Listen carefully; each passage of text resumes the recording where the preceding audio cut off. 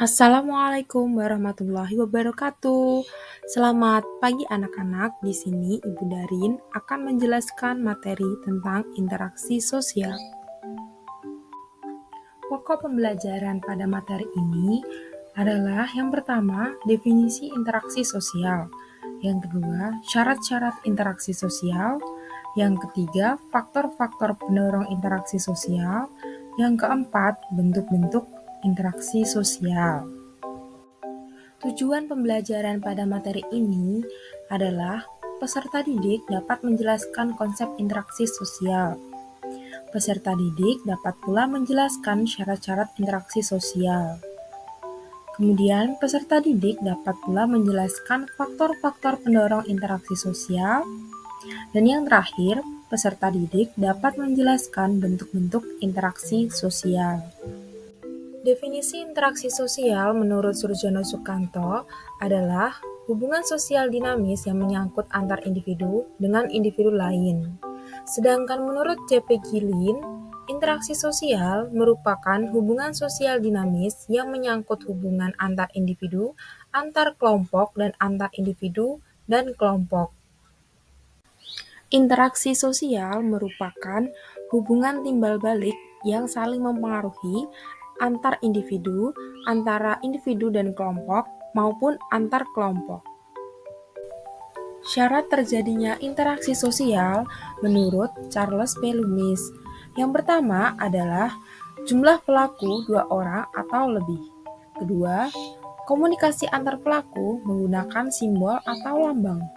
Yang ketiga adalah dimensi waktu meliputi masa lalu, masa kini, dan masa depan.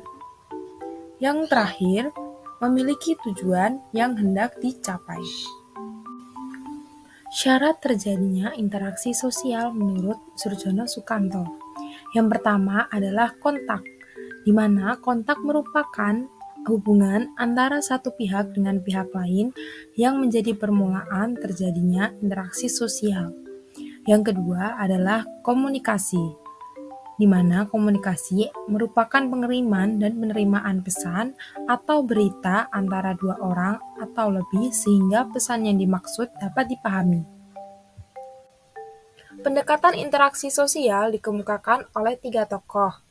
Yang pertama adalah W.I. Thomas, di mana W.I. Thomas sendiri mengatakan bahwa seseorang tidak langsung bereaksi atau memberikan tanggapan terhadap rangsangan dari luar, melainkan menilai atau mempertimbangkan terlebih dahulu berdasarkan definisi atas situasi.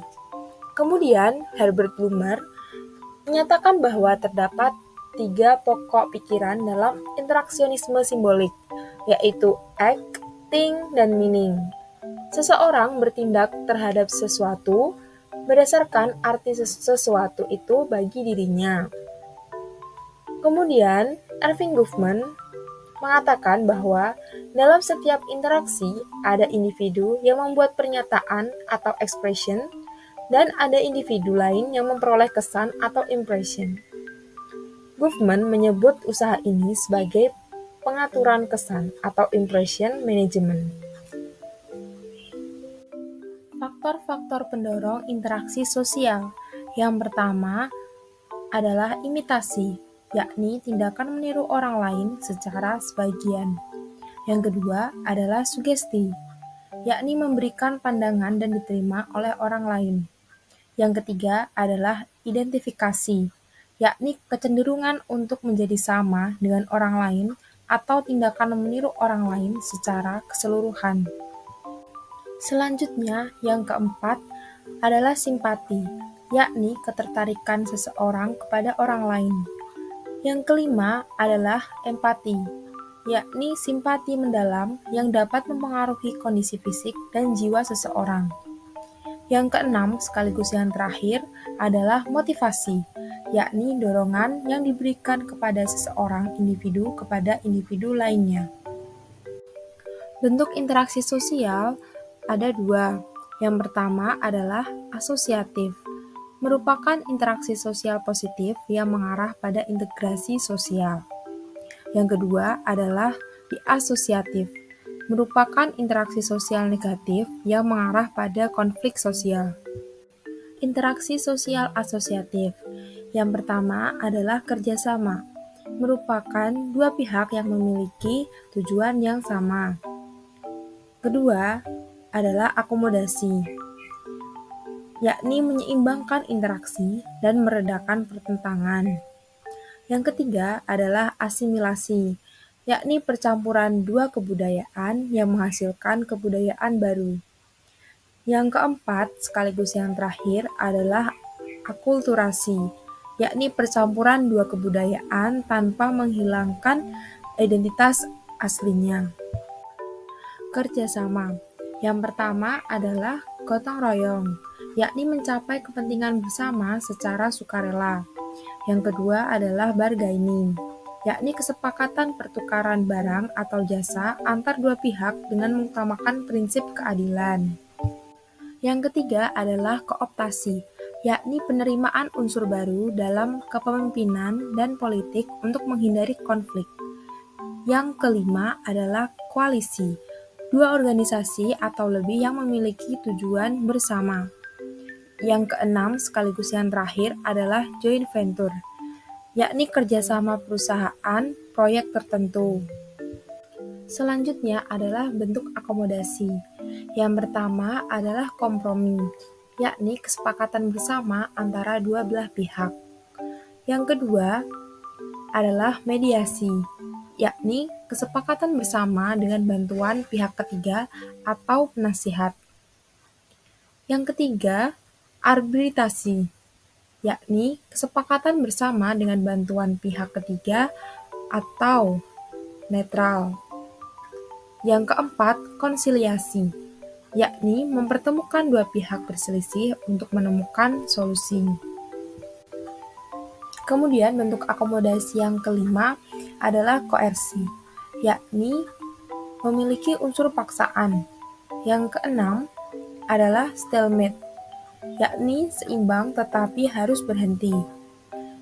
Yang ketujuh adalah toleransi, yakni tenggang rasa dan muncul secara spontan. Yang kedelapan sekaligus yang terakhir adalah adjudikasi, yakni penyelesaian masalah di pengadilan atau meja hijau.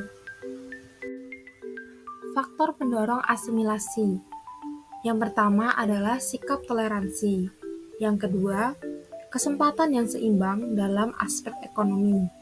Yang ketiga, adanya sikap terbuka dalam masyarakat. Yang keempat, adanya persamaan unsur kebudayaan. Yang kelima, adanya perkawinan campuran antar budaya atau amalgamasi. Faktor penghambat asimilasi. Yang pertama adalah kurangnya pengetahuan akan kebudayaan yang dihadapi. Kedua, menganggap kebudayaannya lebih tinggi daripada kebudayaan lain atau etnosentrisme. Yang ketiga adalah terisolasinya kehidupan masyarakat. Yang keempat, adanya gangguan golongan mayoritas terhadap golongan minoritas. Selanjutnya, ada interaksi sosial di asosiatif. Yang pertama adalah persaingan, yakni perjuangan berbagai pihak untuk mencapai tujuan tertentu. Yang kedua adalah kontravensi, yakni bentuk interaksi sosial yang berada di antara persaingan dan pertentangan. Yang ketiga adalah pertentangan, yakni perjuangan untuk mencapai tujuan tertentu dengan menantang pihak lawan. Bentuk kontravensi. Yang pertama adalah umum, yakni berupa penolakan, keengganan, protes, dan lain-lain. Yang kedua adalah sederhana, yakni berupa penyangkalan dan maki-makian. Yang ketiga adalah intensif, yakni berupa penghasutan dan penyebaran isu. Yang keempat adalah rahasia, yakni berupa pengkhianatan atau membocorkan rahasia lawan. Yang kelima adalah taktis, yakni berupa provokasi atau intimidasi. Dari penjelasan interaksi sosial di atas, maka dapat disimpulkan bahwa dinamika masyarakat semakin kompleks dalam menjalani kehidupan sehari-hari dengan bentuk interaksi sosial yang semakin beragam. Sehingga interaksi sosial dapat dimaknai sebagai hubungan timbal balik yang saling mempengaruhi dalam sistem kehidupan masyarakat yang memiliki berbagai macam syarat, faktor pendorong, dan bentuk interaksi sosial. Sekian materi tentang interaksi sosial. Sampai berjumpa di pertemuan selanjutnya anak-anak. Wassalamualaikum warahmatullahi wabarakatuh.